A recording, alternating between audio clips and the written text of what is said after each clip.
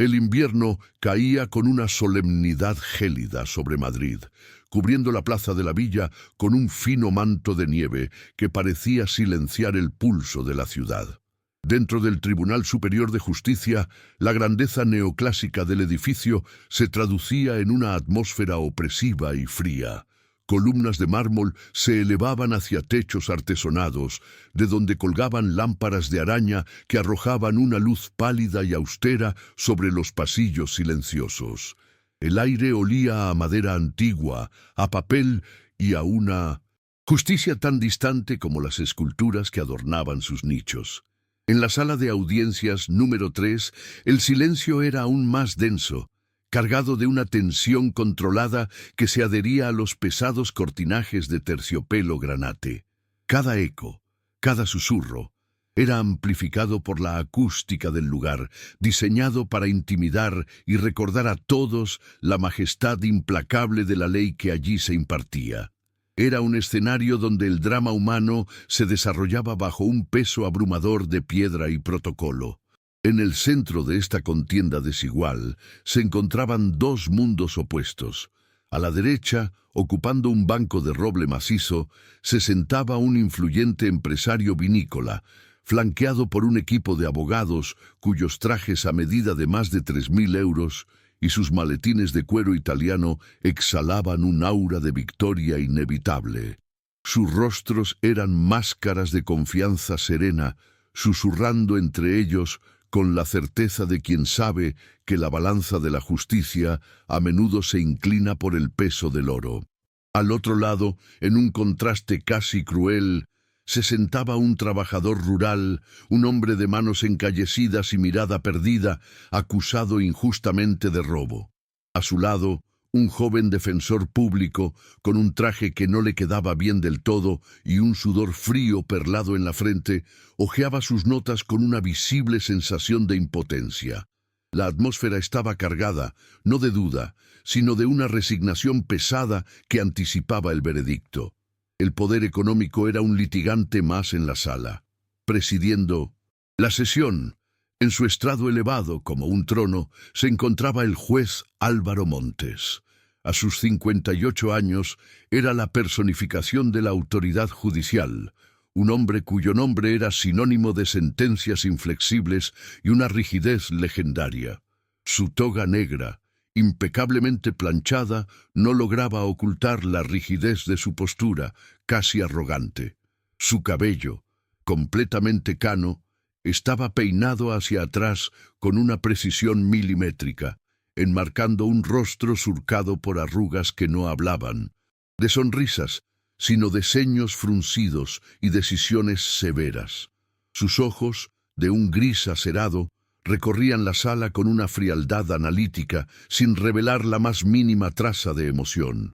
Para él, este caso era uno más en una larga carrera dedicada a aplicar la ley sin vacilación, un procedimiento rutinario cuya conclusión ya había formulado en su mente. Su poder era absoluto en aquel microcosmos de madera oscura y mármol frío. Casi invisible en la última fila, sentada en el borde de un banco demasiado alto para ella, estaba Sofía. Con solo 8 años, parecía una pequeña mota de color en un universo de tonos sombríos. Sus grandes ojos azules, de una claridad asombrosa, brillaban con una mezcla de miedo y una esperanza desafiante que se negaba a extinguirse. Llevaba un vestido gastado, remendado con esmero en los codos, y su cabello negro y lacio estaba recogido en una coleta desigual.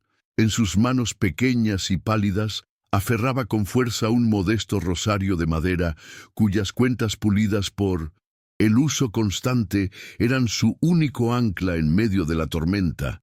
Era la hija del acusado, una huérfana de madre que veía a su padre, su único protector, su héroe, a punto de ser engullido por una maquinaria legal que no comprendía. Ella sentía el peso de la injusticia con la claridad visceral de un niño, un dolor puro y agudo. El fiscal terminó su alegato, presentando una serie de pruebas que, aunque forjadas, sonaban contundentes en la acústica solemne de la sala. El defensor público, por su Parte ofreció una defensa débil, un discurso tartamudeante que se deshizo ante la mirada impaciente del juez. El silencio que siguió fue absoluto, un vacío expectante que llenaba cada rincón del tribunal. El empresario sonrió con suficiencia a sus abogados. El padre de Sofía bajó la cabeza, derrotado. El juez Álvaro Montes carraspeó, un sonido seco y definitivo que anunció el final. Sus ojos no mostraron ni compasión ni duda. Levantó lentamente su mano para tomar el mazo, el instrumento que sellaría el destino de aquel hombre. La condena era inminente, una mera formalidad burocrática en la tarde de un juez que solo anhelaba volver a la vacía opulencia de su hogar.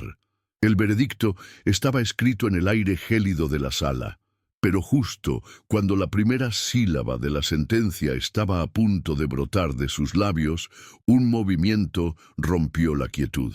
Sofía, en un impulso irrefrenable, se levantó de su asiento. Se escabulló de la mano de una asistente social que intentó detenerla y corrió por el pasillo central, sus pequeños zapatos haciendo un eco sorprendente sobre el mármol pulido. Se detuvo a pocos metros del estrado, una figura diminuta desafiando una montaña de poder. Con una voz infantil, pero que resonó con una firmeza inquebrantable, miró directamente a los ojos del juez y dijo, para que todos la oyeran: «Señor juez, por favor, deje a mi papá libre y yo te curo». La absurda audacia de la frase provocó una ola de risas ahogadas. Sin embargo, para Álvaro, la palabra «curo» impactó como un rayo, tocando una herida secreta y dolorosa que nadie más conocía. Su rostro, por primera vez en años, perdió su máscara de impasibilidad. ¿Te está gustando esta historia? Suscríbete para no perderte cómo continúa este emocionante relato. Y déjanos un comentario contándonos desde qué ciudad o país nos estás viendo. Tu apoyo nos inspira a seguir creando. El eco de la risa y los murmullos se desvaneció, reemplazado por un silencio atónito. El juez Álvaro Montes, por primera vez se sintió completamente expuesto, como si aquella niña hubiera usado una sola palabra para derribar un muro que le había llevado décadas construir. Con un golpe seco de su mazo, mucho menos enérgico de lo habitual, suspendió la sesión. Se aplaza el veredicto para una revisión más exhaustiva de los autos, declaró, con una voz que luchaba por mantener su firmeza habitual. Los abogados del empresario se miraron, confundidos y molestos, mientras que el defensor público apenas podía ocultar su asombro. En los ojos del padre de Sofía, una minúscula y temblorosa llama de esperanza se encendió. Álvaro se retiró a sus aposentos con una prisa impropia de él, ignorando las miradas interrogantes, con la palabra «curo» resonando en su mente como una campana incesante. Esa noche, la opulencia de su mansión en el barrio de Salamanca le pareció más asfixiante que nunca. Cada objeto de arte, cada mueble de diseño y cada alfombra persa que había adquirido a lo largo de los años no eran más que testigos silenciosos de su profunda soledad. Se sentó a la cabecera de una mesa de caoba para 12 comensales, pero la única compañía que tenía era su propio reflejo en la superficie pulida. El silencio de la casa era un ente vivo, un monstruo que se alimentaba de los espacios vacíos y de la ausencia de risas o conversaciones. Hacía 5 años que su esposa, Elena, había fallecido, y desde entonces la casa se había convertido en un mausoleo. La riqueza que lo rodeaba era una ironía cruel, una fortaleza de lujos que no podía protegerlo del vacío que carcomía su alma ni de la sentencia que su propio cuerpo le había dictado. El diagnóstico había llegado 6 meses atrás, pronunciado por un neurólogo con una voz tan clínica como devastadora: esclerosis lateral amiotrófica, ELA, una condena a una degeneración lenta, progresiva e incurable. Álvaro, el hombre que dictaba sentencias, había recibido la suya. Mantenía su enfermedad en el más estricto secreto, viéndola como humillación definitiva, una mancha inaceptable en su imagen de control y poder inquebrantable. A veces sentía un leve temblor en su mano derecha, un espasmo involuntario que se esforzaba por ocultar bajo la mesa o dentro del bolsillo de su toga. Cada pequeño tropiezo, cada dificultad para abrocharse un botón, era un recordatorio aterrador de la prisión en la que su cuerpo se estaba convirtiendo. El miedo a la dependencia, a la debilidad visible, lo consumía, alimentando su amargura y su gélida distancia del mundo. Mientras tanto, Sofía fue conducida a un centro de acogida temporal, un edificio gubernamental limpio, pero despojado de cualquier calidez. El olor a desinfectante y a comida de comedor flotaba en el aire, muy lejos del aroma a tierra mojada y a pan casero de su hogar. Desde un catre, con una manta áspera, escuchaba el llanto lejano de otros niños, cada sollozo una punzada en su propio corazón solitario. Se sentía pequeña y perdida en aquel lugar de pasillos anónimos y rutinas impersonales. Apretó con más fuerza el rosario de madera, el único objeto que la conectaba con todo lo que amaba y había perdido. La ausencia de su padre era un dolor físico, una opresión en el pecho que le dificultaba respirar. Miraba por la ventana enrejada el cielo nocturno de Madrid, buscando una estrella a la que susurrar sus miedos y sus plegarias. El rosario había sido un regalo de su madre, una mujer de sonrisa dulce y una fe tan grande como las montañas que rodeaban su pueblo. Murió 2 años atrás, consumida por una enfermedad que los médicos no pudieron detener. En sus últimos días, le entregó a Sofía las cuentas de madera y le dijo: «Nunca dejes de rezar, mi niña. Dios siempre escucha las oraciones que se hacen con el corazón limpio, aunque a veces sus respuestas sean un misterio». Esa lección se había grabado a fuego en el alma de la niña. Para ella, la fe no era una idea abstracta, sino una fuerza real y tangible, el último legado de su madre. Creía con una certeza absoluta que si pedía con la suficiente pureza, un milagro era posible. Era la lógica simple e inquebrantable de una niña que había aprendido a encontrar esperanza en medio del dolor más profundo. El vínculo con su padre era su ancla en el mundo. Recordaba las tardes de verano cuando él la subía a sus hombros para que pudiera alcanzar los higos más altos del árbol. Recordaba su risa, un sonido ronco y cálido que hacía que todo pareciera estar bien. Él le había enseñado los nombres de las estrellas y así entonces diferenciar el canto de los pájaros. Era un hombre bueno, incapaz de hacer daño a nadie, y verlo humillado en aquel tribunal, tratado como un criminal, había sido una herida insoportable para Sofía. Él era su mundo entero, y ese mundo estaba a punto de derrumbarse. Su promesa al juez no fue un acto de ingenio, sino de pura desesperación, el único recurso que su corazón infantil pudo concebir para salvar a la única familia que le quedaba. Días después, movido por una mezcla de irritación y una curiosidad que no se atrevía a admitir, Álvaro hizo algo completamente fuera de lugar en su vida metódica. Concertó una visita al centro de acogida. Se justificó a sí mismo diciendo que era un procedimiento necesario para evaluar la situación de la menor, un mero trámite legal, pero en el fondo sabía que era una mentira. Necesitaba volver a ver a la niña, enfrentarse a la fuente de esa absurda declaración que había desestabilizado su universo controlado.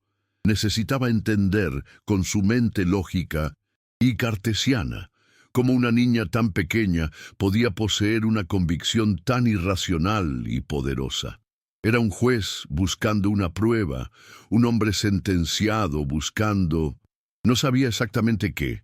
El encuentro tuvo lugar en una pequeña sala de visitas, pintada de un color amarillo pálido que intentaba ser alegre sin conseguirlo. Álvaro, con su traje oscuro y su porte severo, parecía una figura de otro mundo en aquel entorno. Sofía entró, acompañada por una trabajadora social, y se sentó en la silla de plástico frente a él. No parecía intimidada. Lo miró con sus grandes ojos azules, una mirada directa y limpia. Tras un momento de silencio incómodo, Álvaro se inclinó ligeramente y con la voz más suave que pudo modular, repitió la pregunta que lo atormentaba. ¿Cómo pensabas curarme? La pregunta quedó suspendida en el aire cargado de la sala, un desafío de la lógica a la fe. Sofía no vaciló. Su respuesta fue tan simple y directa como su mirada. Con mi fe, dijo, mostrando el pequeño rosario que descansaba en la palma de su mano. Mi mamá me enseñó que si pides algo con todo tu corazón, de verdad, Dios te escucha. Yo le pediría que te quitara la tristeza que tienes en los ojos. Esa es la peor enfermedad, ¿no? La respuesta desarmó por completo a Álvaro. Él esperaba una fantasía infantil, una historia de magia o poderes imaginarios.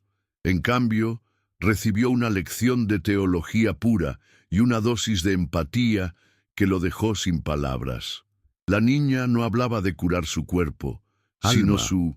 Por primera vez, el juez se sintió juzgado, y el veredicto era su propia infelicidad. Salió del centro de acogida profundamente perturbado. El cinismo, que había sido su armadura durante tanto tiempo, presentaba grietas evidentes. Las palabras de Sofía le recordaron a su esposa, Elena, cuya fe inquebrantable él había admirado en secreto, para luego resentirla amargamente cuando no fue suficiente para salvarla de la enfermedad.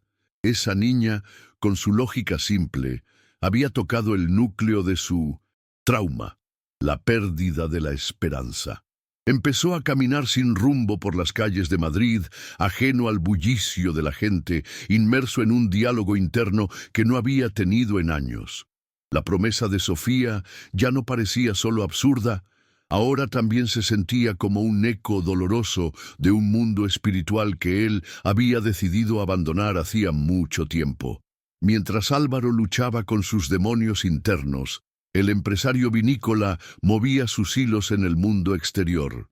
Un artículo de opinión apareció en un importante periódico nacional, cuestionando veladamente la estabilidad emocional del juez Montes y sugiriendo que un caso tan claro se estaba demorando por caprichos sentimentales. Las llamadas a sus superiores en el Consejo General del Poder Judicial se hicieron más frecuentes. La presión era sutil pero incesante, un recordatorio constante de que su decisión de aplazar el veredicto tenía consecuencias. El sistema, con sus inercias y sus deudas de favores, exigía una resolución rápida y predecible. La justicia, en este caso, tenía un guión escrito y él se estaba desviando peligrosamente de él. Impulsado por una nueva e incómoda duda, Álvaro comenzó a revisar personalmente el expediente del caso por las noches, en la soledad de su despacho. Desplegó los documentos sobre su escritorio de roble, la misma superficie sobre la que había firmado tantas sentencias. Esta vez, sin embargo, sus ojos buscaban algo más que la simple confirmación de la culpabilidad. Leyó los testimonios y otra vez analizó las fotografías de las supuestas pruebas. Y entonces lo vio. Una pequeña inconsistencia en la fecha de un albarán. Una firma que parecía ligeramente diferente a las demás del mismo trabajador. Eran detalles menores, detalles que su mente, antes convencida de la culpabilidad, había pasado por alto. La fe de una niña lo había obligado a dudar, y en esa duda, la verdad comenzaba a abrirse paso. Una semana después, volvió a visitar a Sofía. Esta vez, su pretexto fue aún más. Le llevó un libro de cuentos clásicos, un gesto torpe y poco ensayado para un hombre que no estaba acostumbrado a la ternura. Se sentaron de nuevo en la misma sala amarilla y pálida. Esta vez, Álvaro no preguntó por curas ni milagros. Le preguntó por su escuela, por sus amigos, por su vida antes de todo aquello.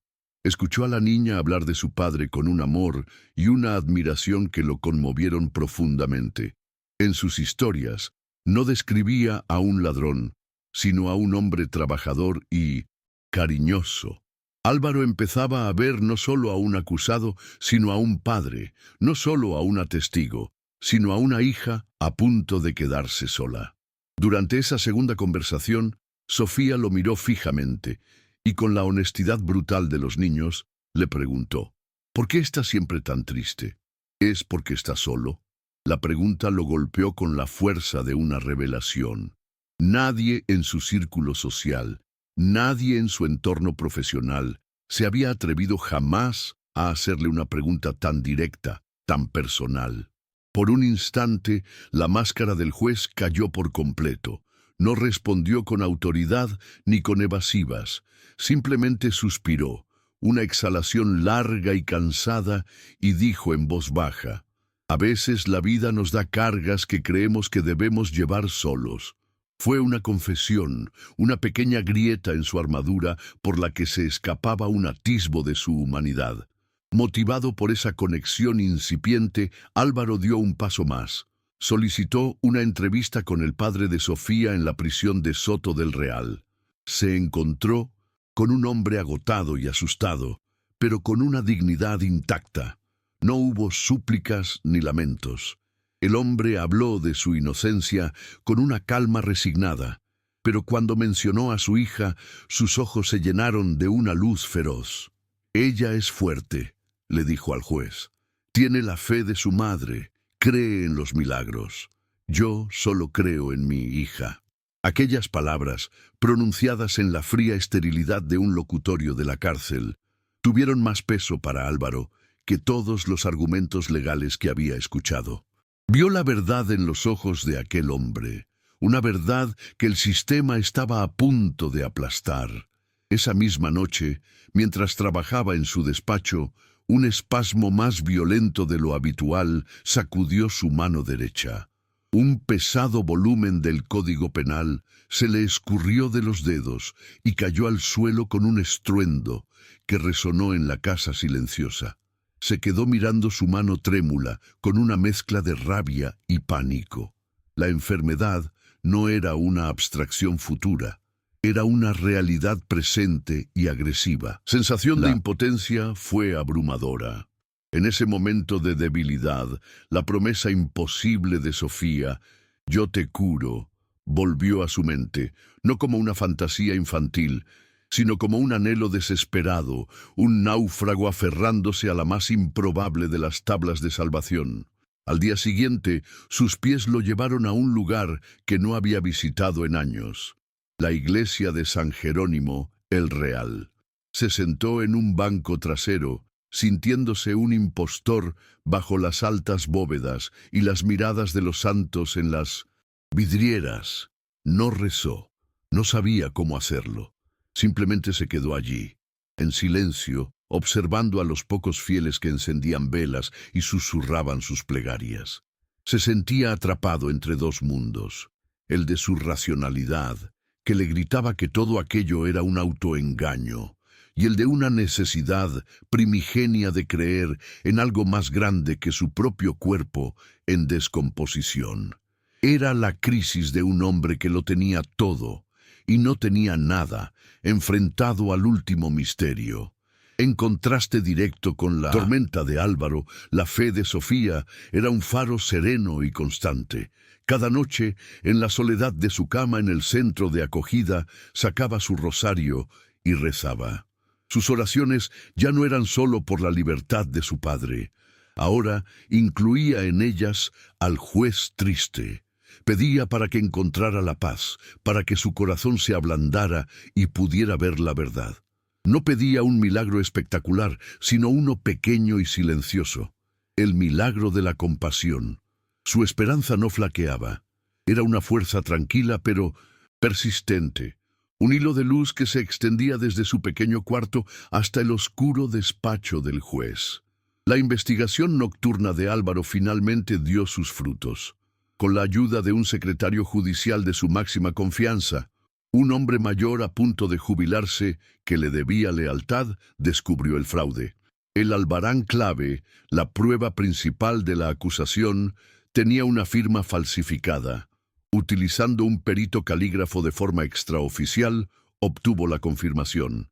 Tenía en sus manos la prueba que podía liberar al padre de Sofía, pero usarla significaba declarar una guerra abierta contra uno de los hombres más influyentes de Madrid, admitir un error judicial en su propio tribunal y provocar un escándalo que sacudiría los cimientos de su carrera.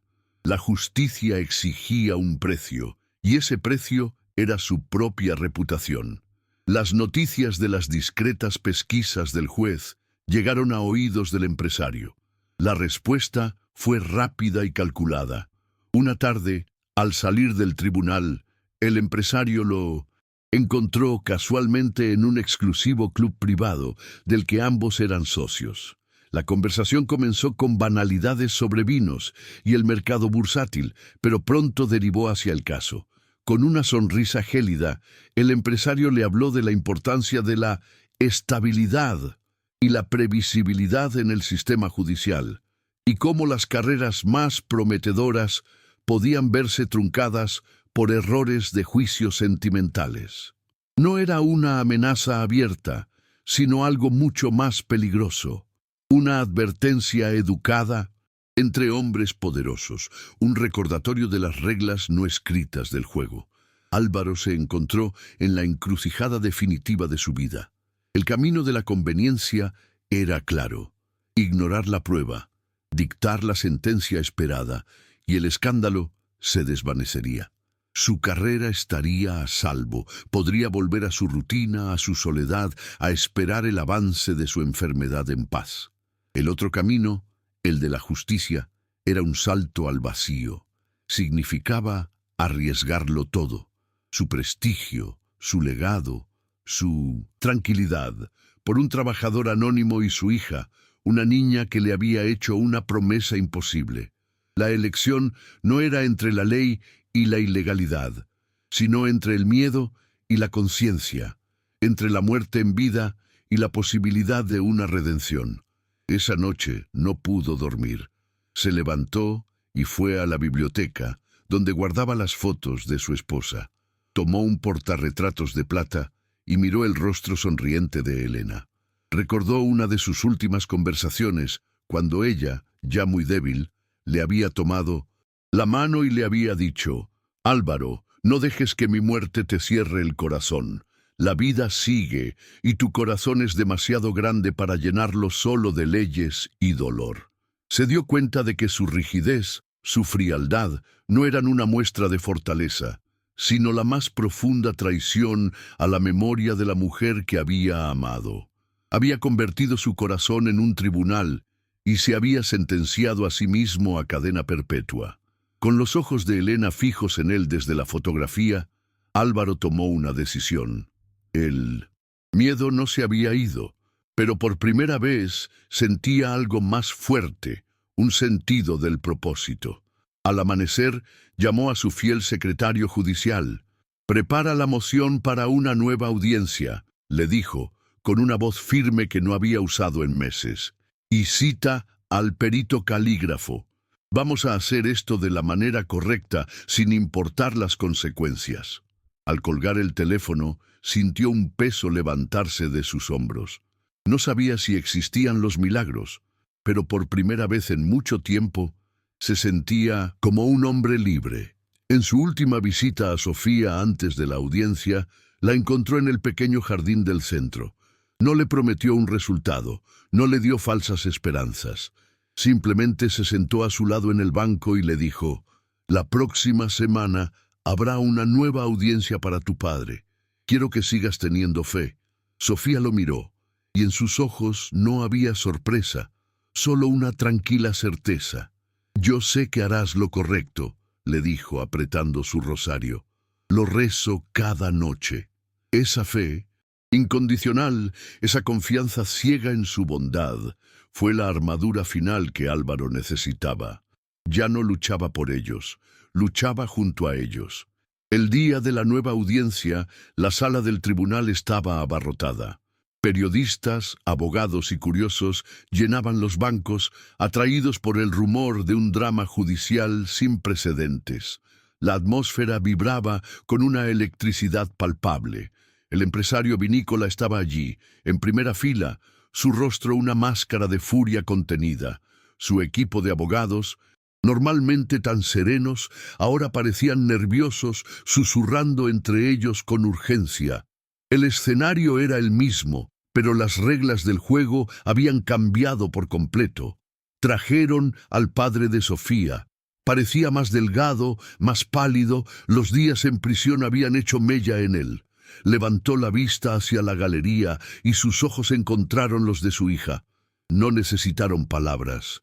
En esa mirada compartida fluyó todo el miedo, todo el amor y toda la esperanza que los había mantenido en pie. Fue una conexión silenciosa y poderosa que pareció fortalecerlo.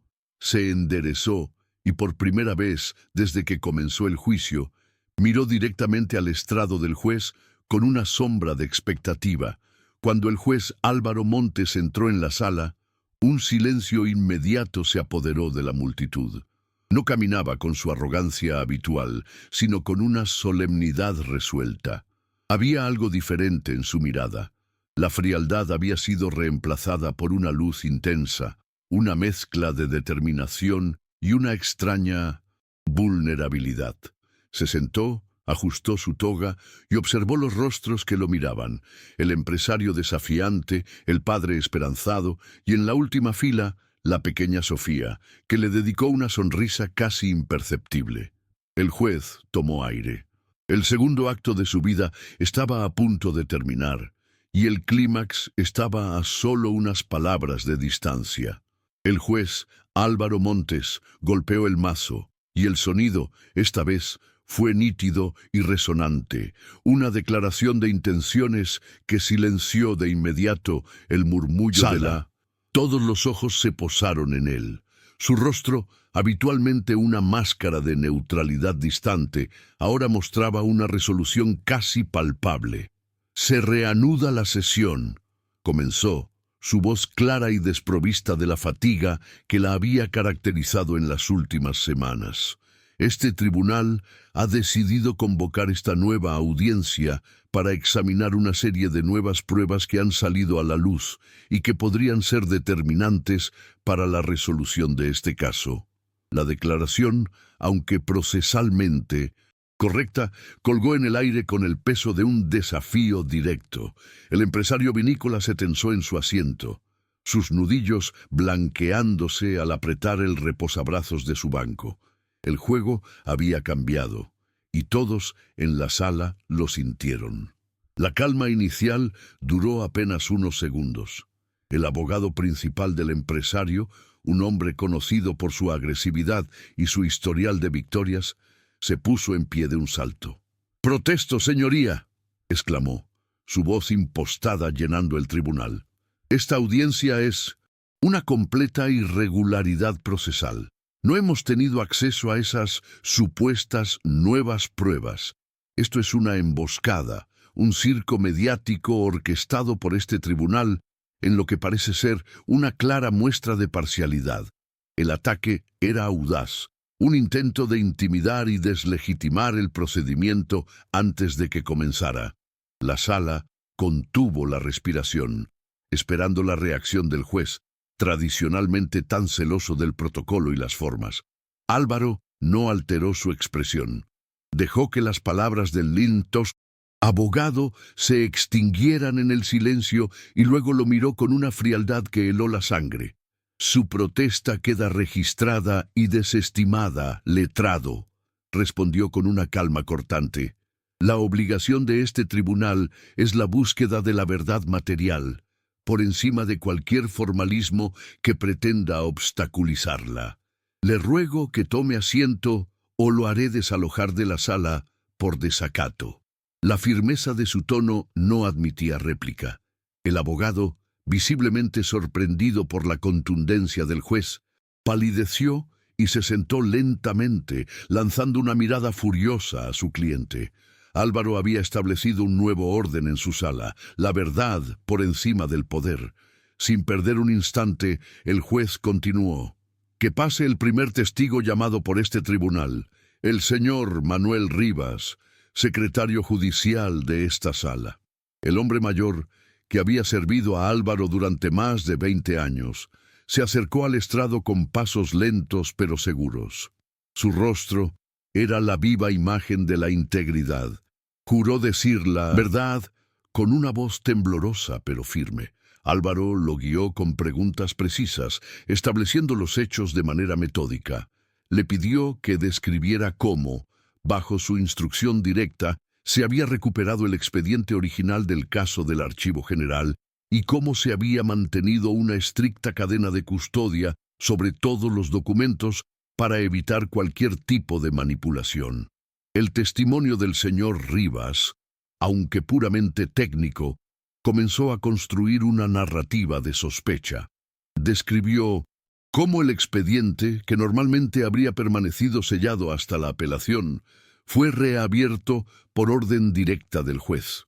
Habló de la sorpresa que le causó la orden, dada la aparente simplicidad del caso. Cada palabra, pronunciada con la solemnidad de un funcionario a punto de jubilarse, añadía una capa de legitimidad y gravedad a lo que estaba por venir. No hizo ninguna acusación, simplemente expuso los hechos, pero en el contexto de la tensa atmósfera, sus palabras sonaban como los primeros compases de una sinfonía dramática, preparando el escenario para la revelación principal. Una vez finalizado el testimonio del secretario, Álvaro llamó al siguiente testigo. Que se presente ante este tribunal el perito calígrafo, el señor Julián Fuentes. Un hombre de mediana edad, con gafas de montura fina y un aire académico, se acercó al estrado. Su presencia introdujo un elemento de ciencia fría y objetiva en el drama humano que se estaba desarrollando. Juró su cargo y, a petición del juez, procedió a detallar su extensa experiencia. 30 años trabajando para la policía científica, autor de varios tratados sobre documentoscopia y profesor en la Academia de Policía. Su currículum era impecable, diseñado para disipar cualquier duda sobre la validez de su futuro testimonio. El ambiente se volvió aún más denso cuando un funcionario colocó un proyector y una pantalla en el centro de la sala, visibles para todos. El señor Fuentes se preparó para realizar su análisis en tiempo real, una demostración que aumentaría el impacto de sus conclusiones. El empresario y sus abogados intercambiaron susurros nerviosos. Podían haber comprado testigos y falsificado pruebas, pero era mucho más difícil refutar la ciencia. La estrategia de Álvaro era clara. No iba a basar su decisión en intuiciones o sentimientos, sino en pruebas irrefutables que desmantelarían la mentira pieza por pieza ante los ojos de todos.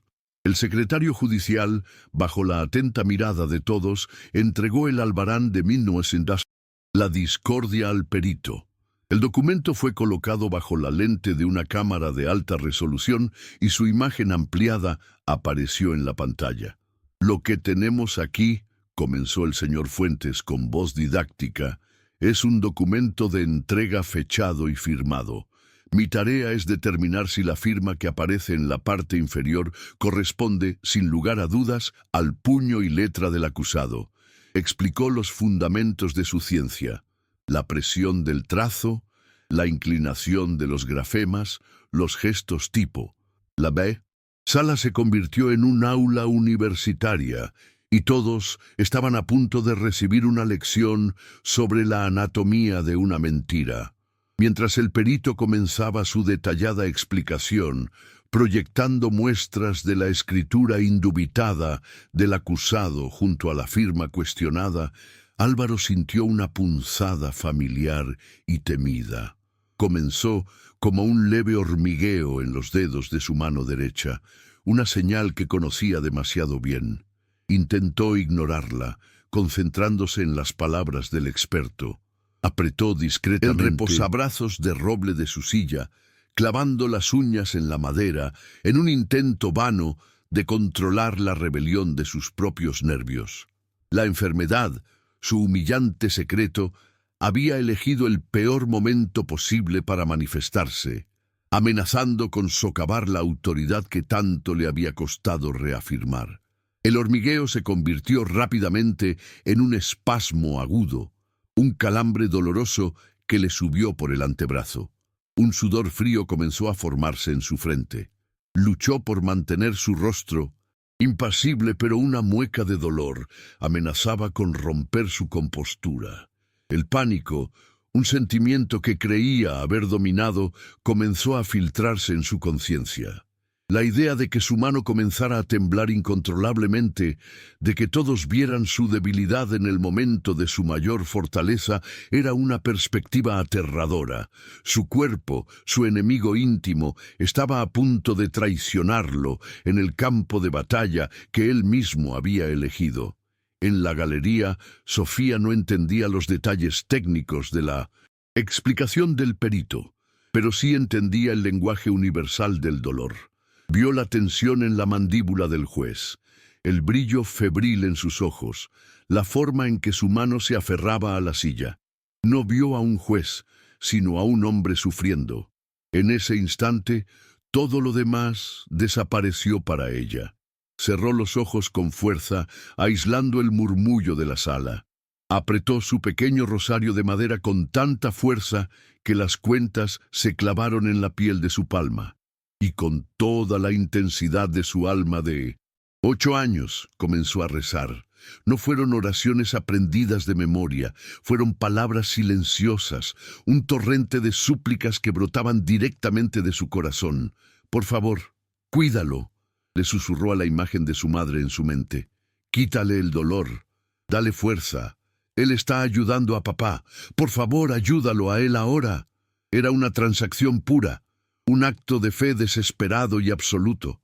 No pedía un milagro para su padre, sino para el hombre que se había atrevido a dudar, para el juez triste que necesitaba ayuda tanto como ellos. Su concentración era total, un pequeño punto de energía espiritual en medio de la tensión de la sala. En el estrado, mientras el perito señalaba una incongruencia en la presión de un trazo en la pantalla, Álvaro sintió un cambio. El dolor agudo y punzante en su mano no desapareció de golpe, sino que comenzó a remitir, a disolverse como si una ola de calor lo estuviera barriendo. Era una sensación extraña y desconocida, un calor reconfortante que se extendía desde sus dedos hasta su hombro, aflojando los músculos que segundos antes estaban contraídos en un nudo de agonía. Abrió y cerró la mano debajo de la mesa, un movimiento que por la mañana le habría costado un esfuerzo considerable y un dolor sordo. Ahora se movía con una fluidez que no recordaba. Miró su mano, incrédulo. El temblor, ese compañero constante y humillante, había cesado por completo. Flexionó los dedos uno por uno, perfectos, sin dolor, sin rigidez. Una sensación abrumadora lo invadió, algo que su mente lógica y entrenada no podía procesar. Era imposible, una alucinación, un producto del estrés, pero la calidez era real. La ausencia de dolor era real. Levantó la vista instintivamente hacia la galería y sus ojos se encontraron con los de Sofía. Ella seguía con los ojos cerrados, rezando. En ese instante, el muro final de su cinismo se derrumbó, reducido a polvo por la fe de una niña y un milagro íntimo e invisible. Una lágrima solitaria se deslizó por su mejilla. La secó rápidamente con el dorso de su mano, la misma mano que ahora se sentía viva y suya de nuevo. La conmoción fue tan profunda, tan sísmica, que por un momento olvidó dónde estaba. Se sentía como si despertara de un largo sueño. La enfermedad no se había ido, lo sabía, pero algo fundamental había cambiado dentro de él. Había recibido una señal, una respuesta a una pregunta que ni siquiera se había atrevido a formular. Y esa respuesta le dio una nueva fuerza, una convicción que ya no era solo intelectual, sino visceral y espiritual. Justo en ese momento, el perito calígrafo llegó a su conclusión. Por lo tanto, dijo con una certeza académica, dirigiéndose al juez, puedo afirmar con un grado de certeza del 99% que la firma en este albarán no fue realizada por el acusado. Es una falsificación competente, pero inequívoca. Un jadeo colectivo recorrió la sala. Las palabras, frías y técnicas, confirmaron lo que el corazón de Álvaro ya sabía. La mentira había quedado al descubierto. El empresario se quedó lívido, como si le hubieran dado un puñetazo en el estómago. Álvaro asintió lentamente, asimilando la confirmación. Gracias, señor Fuentes. Puede retirarse. Su voz era tranquila, pero resonaba con una nueva autoridad. Luego, hizo algo que rompió con todo el protocolo. Se levantó de su silla, un gesto que indicaba que lo que estaba a punto de decir trascendía las meras formalidades del juicio. Sus ojos pasaron por encima de los abogados y se clavaron directamente en el empresario vinícola, que lo miraba con una mezcla de odio y pánico. El juez ya no estaba en su estrado. Estaba en un plano moral superior y estaba a punto de dictar una sentencia que no se encontraría en ningún código legal. Señor Martínez, dijo Álvaro, usando el apellido del empresario por primera vez y despojándolo del respetuoso don que solía acompañarlo. Durante 20 años he presidido esta sala. He visto lo peor y, muy raramente, lo mejor de la naturaleza humana. Creía que ya nada podía sorprenderme. Hizo una pausa, dejando que el silencio se cargara de expectación. Pero hoy he aprendido algo nuevo. He aprendido que la arrogancia puede ser un veneno tan corrosivo que lleva a un hombre a destruir la vida de otro, no por necesidad, no por codicia, sino por el simple y perverso placer de ejercer su poder. El empresario intentó hablar, pero su abogado le puso una mano en el brazo para detenerlo. Álvaro continuó, su voz ahora un instrumento de precisión quirúrgica, diseccionando la crueldad del hombre. Usted no acusó a este hombre de robo porque creyera que era un ladrón. Lo hizo porque se atrevió a desafiarlo. Lo hizo porque él, un simple trabajador, organizó a sus compañeros para pedir algo tan radicalmente justo como un salario digno y agua potable en los campos. Lo hizo para dar ejemplo, para demostrar que nadie, absolutamente nadie, se levanta contra usted y queda impune. ¿No es así, señor Martínez?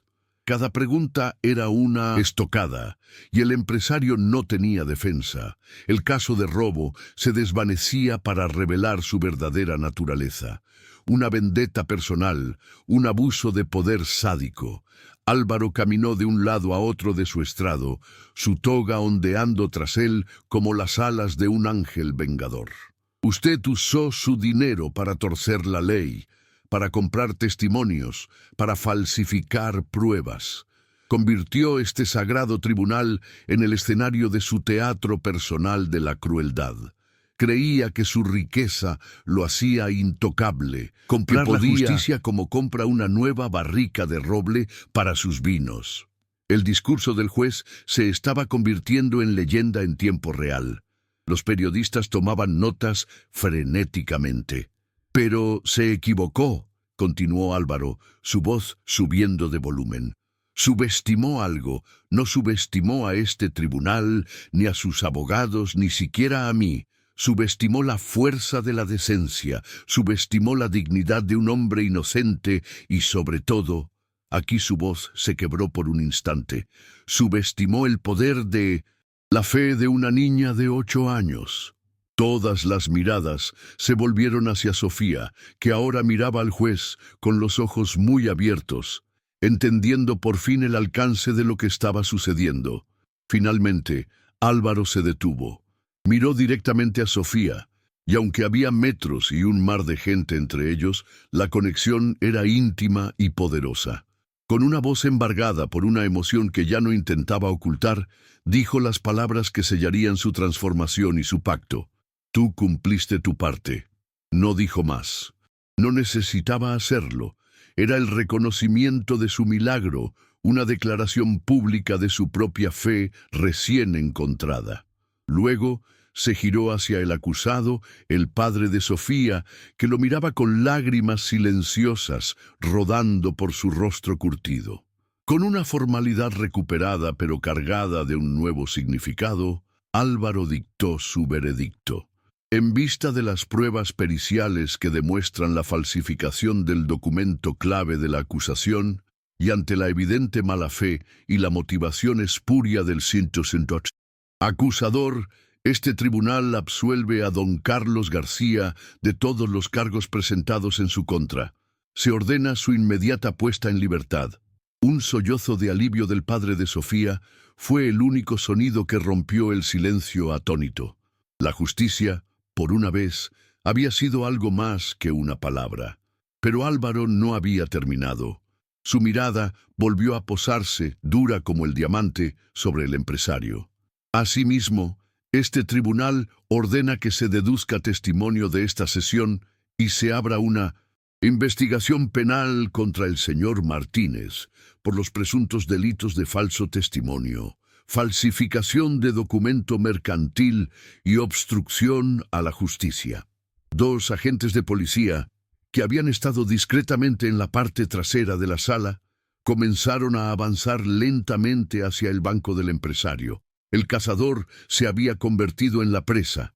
El empresario se quedó paralizado, su rostro una máscara de incredulidad. Su poder, su dinero, su influencia se habían evaporado en el lapso de unos minutos bajo la luz incandescente de la verdad. Los agentes llegaron a su lado y le pidieron cortésmente que los acompañara. La inversión de roles era total y devastadora. El hombre que había entrado en la sala como un titán salía de ella como un presunto delincuente, su arrogancia hecha añicos. La balanza, por fin, se había equilibrado. Álvaro golpeó el mazo por última vez. Se levanta la sesión. Se puso en pie, y antes de retirarse, sus ojos buscaron una última vez a Sofía. La niña, ahora de pie junto a su padre, que acababa de ser liberado del banquillo de los acusados, le sonrió.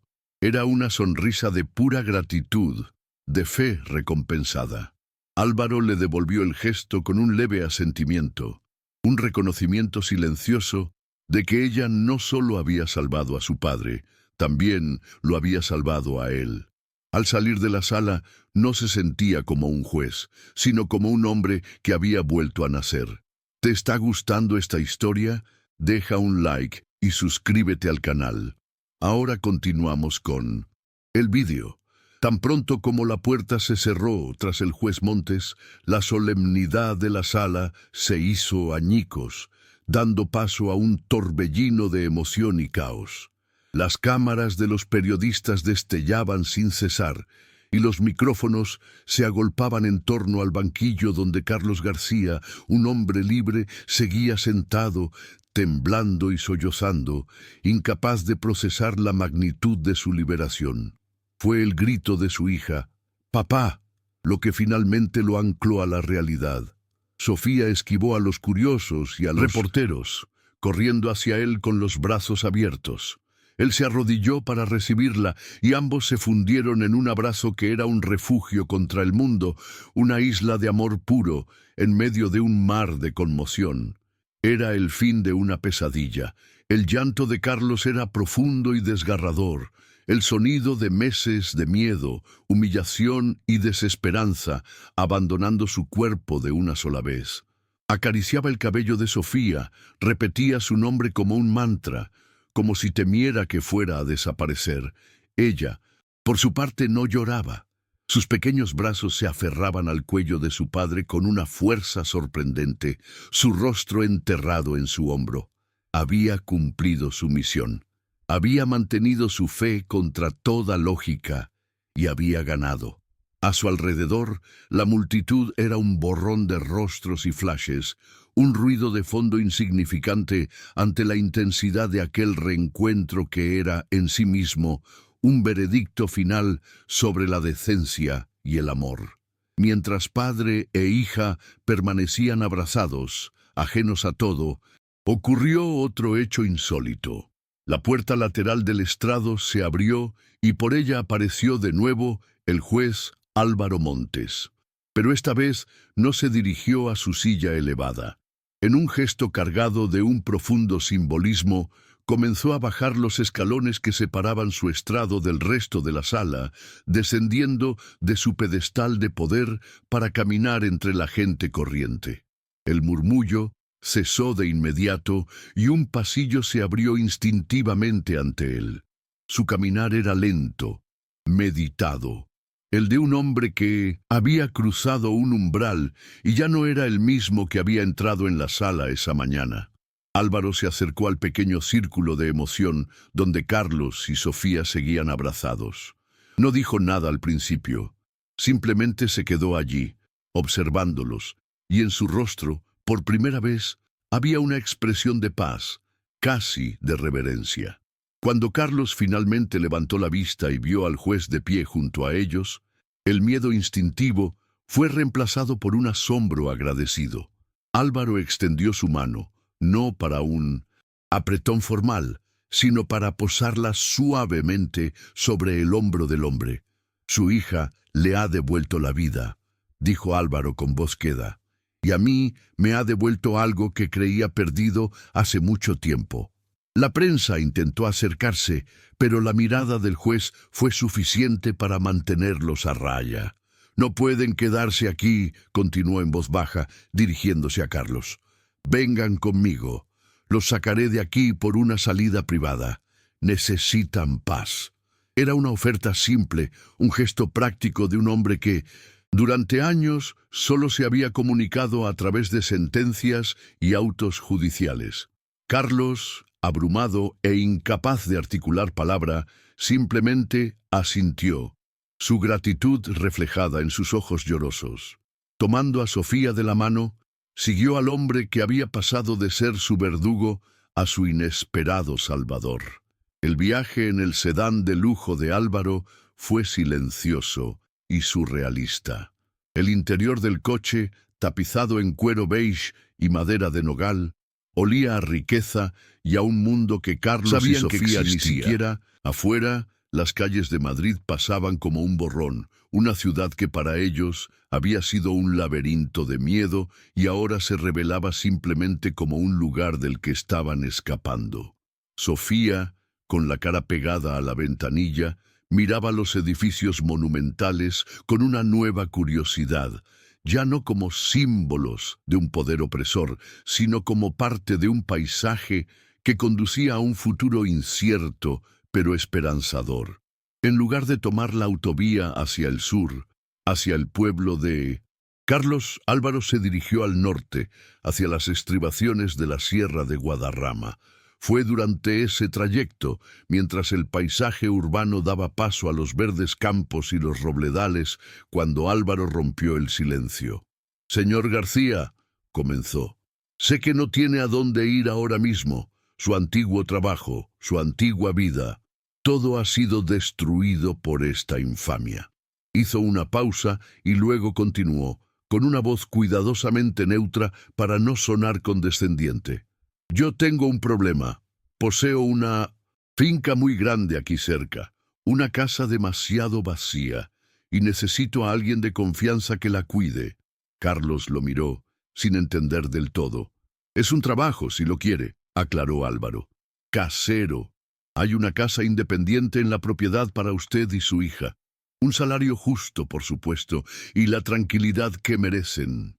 Lo planteó no como un acto de caridad, sino como una necesidad propia. «La verdad es que soy yo quien los necesita a ustedes.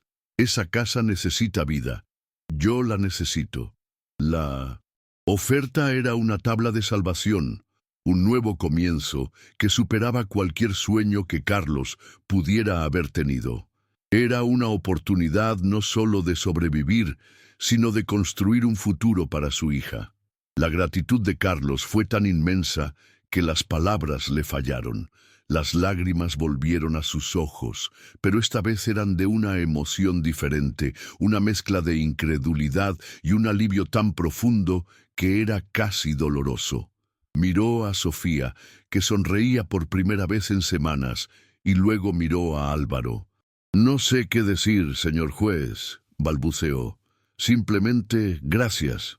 «Llámeme Álvaro», respondió el juez con una media sonrisa. «Creo que ya hemos superado las formalidades».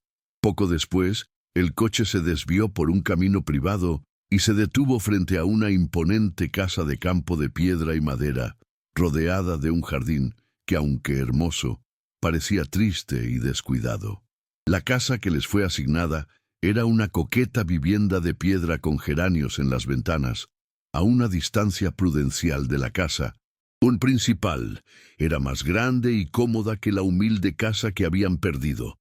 Esa primera noche, mientras compartían una cena sencilla en su nueva cocina, el silencio ya no era de miedo, sino de paz. Desde la ventana de su biblioteca, en la casa grande, Álvaro los observaba. Las luces encendidas en la pequeña casa del guarda eran como dos nuevos luceros en la oscura noche de su soledad. Por primera vez en 5 años, no se sentía solo en su propiedad. Sintió el comienzo de una cura, una que ningún médico podría recetarle. Los días se convirtieron en semanas. Carlos se volcó en el trabajo y bajo sus cuidados. El jardín descuidado comenzó a recuperar su antiguo esplendor, como si la propia tierra estuviera sanando junto con ellos. Álvaro, por su parte, asumió un nuevo papel. Descubrió la inteligencia vivaz de Sofía y, con el permiso de su padre, se convirtió en su tutor no oficial. Las tardes las pasaban en la vasta biblioteca de la casa principal, un lugar que antes solo acumulaba polvo, y ahora resonaba con las preguntas curiosas de una niña y las pacientes explicaciones de un viejo juez. Estaba enseñando derecho, historia y literatura, pero en realidad estaba aprendiendo a vivir de nuevo.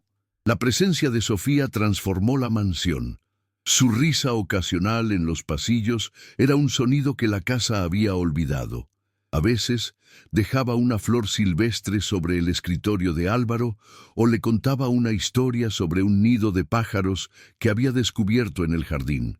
Estos pequeños gestos de afecto fueron demoliendo las últimas defensas del corazón del juez. Comenzó a sonreír más. Las arrugas de su rostro, antes surcos de severidad, ahora parecían suavizarse. La casa, antes un mausoleo de su dolor, se estaba convirtiendo lentamente en un hogar, lleno de la improbable calidez de una familia forjada en la adversidad. La transformación de Álvaro no fue solo personal. A medida que su enfermedad se hacía más evidente, decidió enfrentarla públicamente. En una entrevista para una prestigiosa revista jurídica, habló por primera vez de su ELA, pero también de su cambio de filosofía. La ley sin compasión es solo un instrumento de orden, no de justicia, declaró. La verdadera justicia requiere que miremos más allá de los expedientes y veamos a los seres humanos que hay detrás. Sus nuevas sentencias se volvieron más ponderadas, más humanas, y se ganó una nueva clase de respeto en el mundo legal, el respeto por su sabiduría y no solo por su poder. Aprendió la lección más importante de su vida, que la verdadera fuerza no residía en la capacidad de condenar, sino en la vulnerabilidad de conectar. La fe de Sofía no había curado su cuerpo, pero le había mostrado el camino para sanar su alma. Encontró en el cuidado de la niña y en la amistad silenciosa y respetuosa de su padre un propósito que eclipsaba cualquier logro profesional. Su riqueza ya no era un escudo, sino una herramienta para proporcionar seguridad y felicidad a la extraña y maravillosa familia que el destino le había entregado. 5 años después, el jardín de la finca es un paraíso de flores y árboles frondosos. Álvaro, ahora en una silla de ruedas motorizada, debido al avance de la ELA, Navega por los senderos de piedra. Aunque su cuerpo está debilitado, su mirada es más serena y viva que nunca. Observa con una sonrisa a Sofía, que ahora tiene 13 años y se ha convertido en una adolescente brillante y reflexiva. Está sentada bajo la sombra de un roble centenario, absorta en la lectura de un grueso libro. No es un libro de cuentos, sino una introducción al derecho constitucional. Carlos, cuyo rostro ahora refleja una paz duradera, poda con esmero unos rosales. Levanta la vista, ve a Álvaro observando a Sofía y le dedica una sonrisa cómplice. El vínculo entre los dos hombres es profundo, forjado en el respeto mutuo y un afecto no declarado. Han cuidado el uno del otro, formando un pilar de apoyo que ha sostenido a su pequeña familia a través de la progresión de la enfermedad de Álvaro y los desafíos de la adolescencia de Sofía. Juntos han creado un santuario de normalidad y amor. De repente, Sofía cierra el libro con entusiasmo y corre hacia Álvaro. Se arrodilla junto a su silla de ruedas y le muestra un párrafo. Álvaro, ¿es verdad que el principio de indubio pro reo es en realidad una manifestación del principio de humanidad en el derecho? Él la escucha, su orgullo evidente. Le explica el concepto con detalle, y ella lo escucha con la misma atención que le prestaba años atrás en la biblioteca. La escena es la culminación de su viaje, el conocimiento y la compasión transmitiéndose a una nueva generación. Sofía termina de escuchar, le planta un beso sonoro en la mejilla y lo abraza con fuerza. «Gracias por enseñarme a buscar siempre la verdad», le susurra. Álvaro le acaricia el pelo, sus dedos ahora débiles, pero su gesto lleno de un amor paternal inmenso. En ese abrazo se cierra el círculo. La niña que una vez pidió un milagro se ha convertido en la promesa de un futuro más justo, y el juez que una vez estuvo sentenciado a la soledad ha encontrado la redención y una familia en el lugar más inesperado.